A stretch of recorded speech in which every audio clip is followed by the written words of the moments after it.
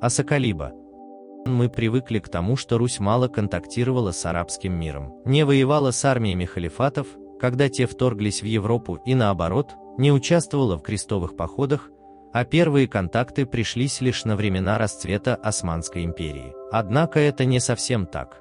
Славяне были широко представлены в странах, где царствует учение пророка, с самых ранних времен. Из многочисленных арабских хроник, а также скудных европейских заметок, отечественный исследователь с удивлением узнает, что арабы прекрасно были осведомлены о славянском мире. Более того, славяне были замечены среди населения стран, входящих в зону влияния исламской цивилизации. Термин асакалиба, арсакалиба или просто сакалиба в исламском мире означал многочисленные контингенты выходцев из Восточной Европы. Обычно это были рабы-евнухи, военные группы, в более поздние времена еще и дезертиры византийской армии, перешедшие на сторону мусульман. По соображениям как симпатии к пророку Мухаммеду, так и по более лояльному законодательству у турок в плане налогов и повинностей и очевидному упадку Византии. Впервые термин зафиксирован у придворного поэта Аль-Ахтали в поэме, написанной в конце VII века, где упоминаются златокудрые сакалибы в связи с войнами с Византией. Ибн Фахдлан именует сакалиба неких светлых тюрок, живущих западнее Киева, а также волжских булгар, правителю которых Малику Асакалиба он просит прислать исламских богословов для миссионерской деятельности. Поэтому в широком смысле сакалиба это и славяне, и тюрки, и угры, все те, кто живет на севере и имеет светлые волосы, но при этом не является скандинавом, которых Ибн Фадлан четко отличает от сакалиба и именует Ар-Руси. Отечественные исследователи не склонны видеть славян в сакалиба, настаивая на широкой трактовке понятия, международные же соглашаются с тем, что термин неоднозначен, но обычно речь идет все-таки о славянах,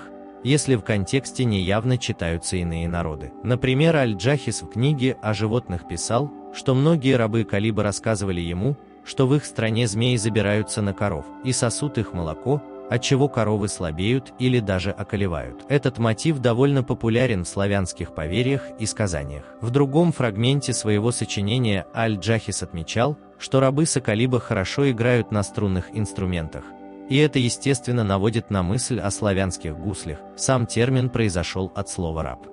Военный трофей или же славянин, что по-гречески «эсклавия», чудовищную тему для инсинуаций до сих пор составляет сходство этих терминов, но факт остается фактом.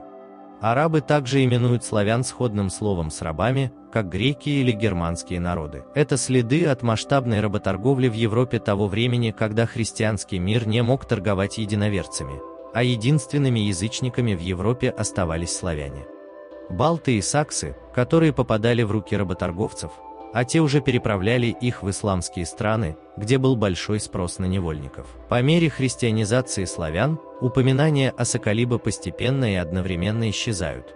Славяне на службе халифата. В военном плане арабы и славяне столкнулись в Византии при Юстиниане II, который, взяв большое войско славян, которые вероломно поселились в его империи, присоединил к ним свою конницу и под предводительством некоего славянина Небула отправил на арабскую армию, которая вторглась с юга. В битве у Севастополя, не в Крыму, а современная Турция, арабы были побеждены, но спустя несколько дней Небул и 20 тысяч славян перешли на сторону мусульман. По сведениям современников, будучи подкупленными дорогими подарками, они атаковали ромеев и обратили их в бегство. Это войско Ас-Сакалиба было поселено на землях нынешней Сирии и пользовалось уважением правителей, участвуя в походах под знаменем пророка в Иран и на Кавказ. А вот их соплеменникам, что остались верны клятве византийцам, повезло меньше. Всех их Юстиниан либо убил, либо продал в рабство вместе с семьями за предательство. Упадок Византии и возвышение арабского мира приводили к миграции населения империи ближе к более сильным соперникам. Скоро в Вифинии образовалась целая колония славян, которые прибыли туда числом более 200 тысяч человек, спасаясь от междоусобицы в Болгарии, где они оказались между двух огней враждующих булгар и ромеев. Известны Сакалиба в Северной Африке у фатимидов, на Сицилии, где они вместе с норманами были заняты охраной правителей. Особенно много славян было в Испании, где сначала появился 5000-ный гвардейский корпус Сакалиба в Эмирате Кордовы. Затем он разросся до 15 тысяч воинов, который уже принял ислам, и они являлись отборными воинами эмира, наводящими ужас на противников. Есть сведения о военачальниках Кордовы, к именам которых присоединялась Ассакалиба, как метка происхождения из славян. Полководец Соклаб успешно воевал в Калабрии, а Наджа успешно отразил поход Леонского королевства на Кордову. С 1031 года Ассакалиба захватывают власть и возводят на престол собственные династии в Кордове, Валенсии, Альмерии и Мурсии, и только век спустя берберская династия Альморавидов свергла Сакалиба с трона и физически истребила их основные силы. Славяне в Испании были неофитами, захватившими власть, но не имевшими сторонников или обширных ресурсов для пополнения сил, как берберы. При этом нужно понимать, что в конце периода в этноним Ассакалаба в Испании включались уже и франки, и остатки готов, и прочие искатели приключений неарабского происхождения. В Восточной Европе был известен только один случай прямого контакта арабов и славян. При походе арабского полководца Мервана в 737 году арабы под предводительством Мервана совершили большой поход на север за Кавказские горы. Они прошли Дербентские ворота, разгромили хазар, взяли их столицу город Байду и, двигаясь дальше на север, достигли реки, названной рекой Соколибов, Нахра-эс-Соколиба, где взяли в плен 20 тысяч семей и расселил их в Кахетии. Скоро славяне взбунтовались, они убили своего властителя и бежали, но арабы догнали и перебили. Но есть один нюанс. Славяне никогда не жили на данной территории до периода казачества, поэтому Мерван мог взять в плен какие-то другие народы, хотя их арабы хорошо знали под своими именами – хазары, буртасы и прочее, и не могли назвать Ассакалиба. Этот момент до сих пор составляет полемику. Дойти до Оки арабскому войску было бы сложно, а оснований предполагать славян в Хазарии довольно мало. Вернувшись на родину, Мерван расселил большие массивы славян в Сирии и Турции. Арабские авторы сообщают и о смешении славян с тюрками-кочевниками Поволжья. И племя, которое объединилось вокруг него, он назвал кыргызами.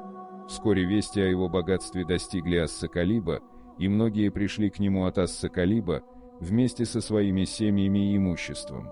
Они смешались с теми, кто был там раньше, и образовали родственные связи, пока не стали одним народом. Это причина, по которой свойства и характерные черты Ассакалиба можно обнаружить среди кыргызов. Красноватые волосы и белизну кожи. Основной специализацией Соколиба стало положение гулямов или мамлюков, полусвободных юношей, занятых военным ремеслом. Тюрки-гулямы составляли конницу исламских правителей, гулямы-славяне и кипчаки служили в качестве пехоты, наряду с берберами и африканцами. Со временем гулямы составляли многотысячные армии и сами могли ставить на престол правителей.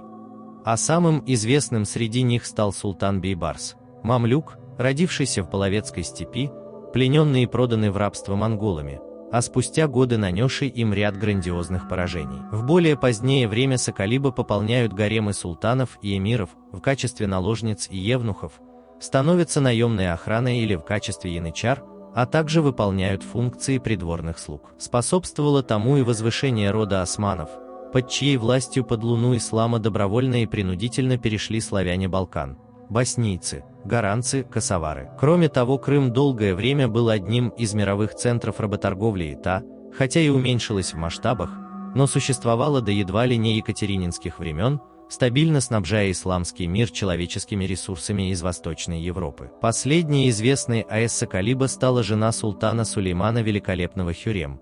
Если вам понравилось видео, ставьте лайк и подписывайтесь на канал.